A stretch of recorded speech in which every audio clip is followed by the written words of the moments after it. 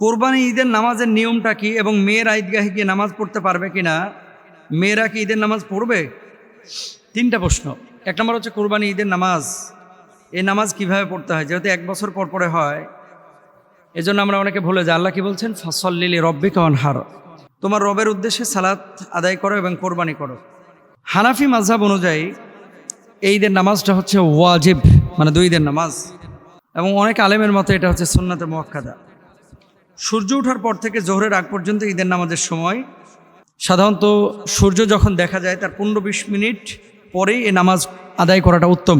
নবীজি সাল্লাল্লাহু আলাইহি ওয়াসাল্লাম ফজরের নামাজ আদায় করে সাহাবী রিদওয়ানুল্লাহি আনহুম আজমাইনদেরকে নিয়ে ওই নামাজের স্থানে বসে থাকতেন, এবং যখন নামাজ শুরু হতো ফাঁকা জায়গায় যেয়ে ঈদের নামাজ আদায় করতেন। কিন্তু আমরা যেটা করি, ঈদের দিনেও অনেকে ফজরের নামাজ পড়ে না, অস্বীকার করতে পারবেন না। ঈদের দিন অনেকেই কিন্তু ফজরের নামাজ আপনারা পড়েন না, এটা একেবারে অনুচিত। ঈদের নামাজ ওয়াজিব, ফজরের নামাজটা হচ্ছে ফরজ।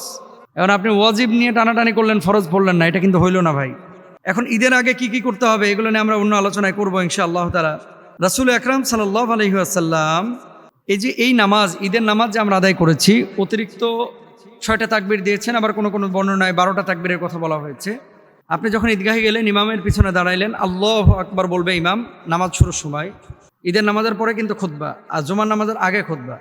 আল্লাহু আকবার তিনি বলতেছেন, আপনারা আল্লাহু আকবার বলে হাতটা তুলে হাত বেঁধে নেবেন সবাই।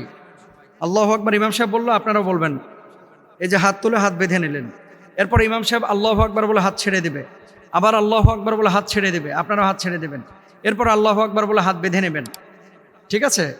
হাত বেঁধে নেওয়ার পরে সূরা ফাতিহা পড়বে, আপনারা শুনবেন, সূরা মিলাবে শুনবেন, রুকু হলো, সিজদা হলো, এরপরে আপনি দাঁড়ায় গেলেন। দাঁড়ায় যাওয়ার পরে ইমাম সাহেব প্রথমে সূরা কেরাত পড়লো, অন্যান্য নামাজের মতোই। সূরা কেরাত পড়ার পরে রুকুতে যাওয়ার আগে এবার অতিরিক্ত তাকবীরগুলো ইমাম সাহেব দেবেন, যেমন আল্লাহু আকবার বলে হাত তুলে হাত ছেড়ে দেবেন, আল্লাহু আকবার বলে হাত তুলে হাত ছেড়ে দেবেন, আল্লাহু আকবার বলে হাত তুলে হাত ছেড়ে দেবেন, এরপর আল্লাহু আকবার বলে আপনার রুকুতে চলে যাবেন। এটা গেল হচ্ছে তাকবীরের নিয়ম। এরপরে রুকু সিজদার পরে অন্যান্য নামাজের মতো আপনি নামাজ শেষ করলেন, অন্যান্য নামাজে যা পড়েন আপনি তাই পড়বেন। এবার আসেন মেয়েরা ঈদগাহে যাবে কিনা।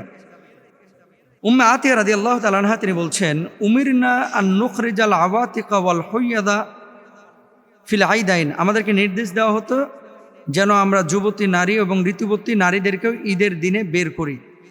ঋতুবতী নারীর বিধান, ঋতুবতী নারী মানে যারা হাইজ বা মেনস্ট্রুয়েশন আছেন তারা নামাজ পড়বে না, কিন্তু ঈদগাহে গিয়ে দোয়া এবং খুতবায় অংশ নেবে।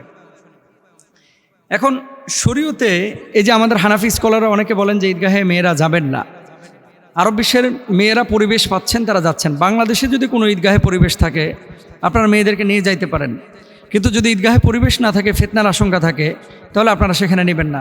এখন অনেকে বলেন যে মেয়েরা হাটে যাচ্ছে, মাঠে যাচ্ছে, ঘাটে যাচ্ছে, পথে যাচ্ছে, সব জায়গায় মেয়েরা যাচ্ছে, আর হুজুররা খালি মসজিদে আর ঈদগাহে মেয়েদেরকে আটকাচ্ছে। মেয়েদেরকে আটকায় নাই হুজুররা, বরং পরিবেশটা দিতে পারে না। বাংলাদেশে কয়টা মসজিদে মেয়েদের নামাজের জায়গা আছে বলেন? যদি থাকতো ঈদগাহে অবশ্যই মেয়েরা যাইতো। আপনারা যেখানে পরিবেশ পাবেন যাবেন ইনশাল্লাহ, এটা জায়েজ আছে। আরেকটা বিষয় একজন বলছে, মানে সম্পর্ক বলে দিই যে ঈদের নামাজ যদি কেউ না পান তাহলে কি করবেন? কেউ যদি জামাত মিস করে ফেলে তাহলে অনেক আলেমের মতে সে একাকীও ঈদের নামাজ আদায় করতে পারবেন, কোনো সমস্যা নাই। ঈদ আমাদেরকে কি শেখায়? তাকওয়া শেখায়, আনন্দ শেখায়, ঈদ আমাদেরকে ক্ষমা শেখায়, ঈদ আমাদেরকে ভালোবাসা শেখায়, ঈদ আমাদেরকে গরিব অসহায়দের প্রতি মায়া মমতা শেখায়।